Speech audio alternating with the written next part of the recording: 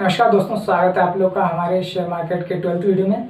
और आज हम बात करने वाले हैं पी रेशियो के बारे में। क्या होता है ये पी रेशियो और इसको कैसे कैलकुलेट करते हैं, इसके शेयर मार्केट में कैसे हम यूज़ करते हैं, कैसे इसको इंटरप्रेट करते हैं, इसके बारे में हम समझने की कोशिश करेंगे। तो दोस्तों मान के चलिए आपने एक शेयर खरीदा, तो जो आपने शेयर खरीदा है वो महंगा खरीदा या सस्ता खरीदा या एक एक्चुअल वैल्यू के नज़दीक खरीदा, ये कैसे पता चलेगा हमें?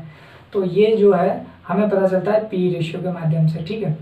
क्योंकि जो आप शेयर खरीदते हैं वो मार्केट वैल्यू पे खरीदते हैं, मार्केट प्राइस पे खरीदते हैं, वो उसकी एक्चुअल वैल्यू नहीं होती है। वो डिमांड एंड सप्लाई की वजह से लोग उसकी जो वैल्यू को घटा भी देते हैं, बढ़ा भी देते हैं, लेकिन उसकी जो एक्चुअल वैल्यू रहती है वो कुछ अलग ही रहती है, वो स्टेबल रहती है, वो बहुत धीरे धीरे बढ़ती है, ठीक है। तो यही पता लगाने के लिए हम पी रेशियो का इस्तेमाल करते हैं, ठीक है। और भी और अब देखते हैं कि इसको हम कैलकुलेट कैसे करते हैं, ठीक है।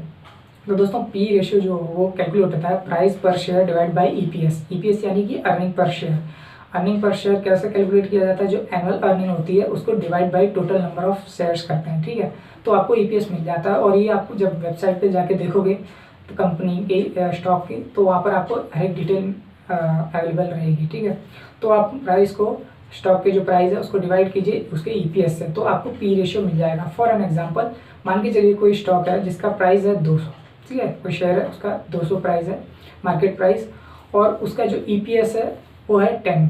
तो जब आप 200 डिवाइड बाई 10 करोगे तो आपको पी है 20 मिलेगा, ठीक है। जो पी रेशियो मिलेगा वो 20 मिलेगा। यानी कि जो लोग हैं वो 20 गुना ज़्यादा पैसा देने के लिए तैयार है, ठीक है, इस शेयर के लिए, ठीक है। तो ये इस तरीके से भी आप इसे एनालाइज कर सकते हैं। और दूसरा हम इसको ऐसे एनालाइज करते हैं कि ये जो स्टॉक का पी आपने निकाला, ठीक है, 20, इसको इसकी इंडस्ट्री से चेक किया जाएगा। यानी कि अगर ये एफएमसीजी का स्टॉक है तो एफएमसीजी में जो और दूसरे स्टॉक्स हैं उनके साथ चेक किया जाएगा और उनका कितना है, ठीक है। और इंडस्ट्री का पी कितना चल रहा है। टेक का है तो टेक इंडस्ट्री के साथ होगा, फार्मा का है तो फार्मा इंडस्ट्री के साथ होगा। तो ऐसे चेक करेंगे और इंडस्ट्री के पी के लगभग बराबर है, ये थोड़ा सा कम है, तो हम ऐसा मान के चलते हैं कि ये थोड़ा सस्ते में मिल रहा है हमें। लेकिन अगर ये हाई है तो हम ये भी मान सकते हैं कि ये थोड़ा सा ज़्यादा महंगा है, ठीक है। इसके बावजूद भी हमें ऐसा हम ये पता लगाने के बावजूद भी हम ऐसा नहीं कर सकते कि जो सस्ता है उसको बाय कर लें और जो हाई है उसको हम छोड़ दें। क्योंकि कभी कभी वो जो हाई है तो हमें ये भी देखना पड़ता है कि उसका हाई क्यों है, और अगर किसी का पी लो है तो उसका पी लो क्यों है। ये थोड़ा सा और भी हमें इसके साथ साथ हमें एनालिसिस करना होता है, तब जाके हमें एक कंबाइंड डिसीजन लेना होता है, ठीक है। लेकिन पी भी एक ज़रूरी एलिमेंट है, उसको भी देखना चाहिए, ठीक है। क्योंकि किसी किसी सेक्टर की पी बहुत हाई रहती है, किसी किसी की लो रहती है, तो सेक्टर वाइज भी डिफर करता है। और ऊपर से क्या है, कोई कंपनी बहुत ज़्यादा ग्रोथ कर देती है तो उसकी वजह से भी वो पी हाई रहता है, और कोई लो ग्रोथ करती है तो उसका लो रहता है, नेगेटिव में जाती है तो भी लो रहता है। तो ये सब चीज़ें थोड़ी सी हमें देखनी पड़ती हैं पी रेशियो में, ठीक है। तो दोस्तों मैंने आपको बता दिया कि पी रेशियो क्या होता है, इसको कैसे कैलकुलेट किया जाता है और इसको कैसे एनालाइज किया जाता है, ये भी मैंने आपको बता ही दिया है, ठीक है। मतलब इसका क्या रेलेवेंस रहता है पी रेशियो। तो दोस्तों मैं यही बोलूँगा लास्ट में कि जब आप पी रेशियो किसी का देखते हो तो आप ये कंसिडर कीजिए किसी स्टॉक का पी देखते समय कि उसका जो पी है वो इंडस्ट्री से कितना बराबर है, ठीक है।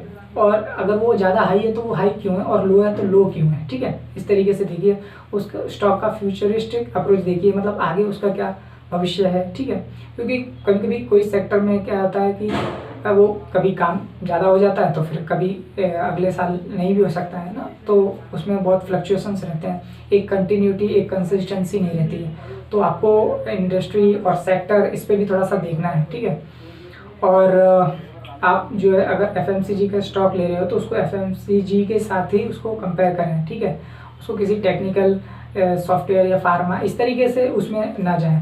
तो जिस सेक्टर का वो स्टॉक है उसी सेक्टर के स्टॉक्स के साथ उसका पी रेशियो आप कंपेयर करें तो ज़्यादा अच्छा रहेगा, ठीक है। और स्टॉक बाइंग करते समय सिर्फ पी रेशियो मत देखिए, बाकी सब जो भी चीज़ें हैं वो भी आपको थोड़ा सा देखना पड़ता है, ओके। कंपनी के फंडामेंटल एनालिसिस भी करना पड़ता है, उसमें आपको बोरोइंग कितनी है इसके ऊपर लोन कितना है, ठीक है, प्रॉफिट क्या जनरेट हो रहा है ना, इस तरीके से और भी चीज़ें देखनी पड़ती हैं।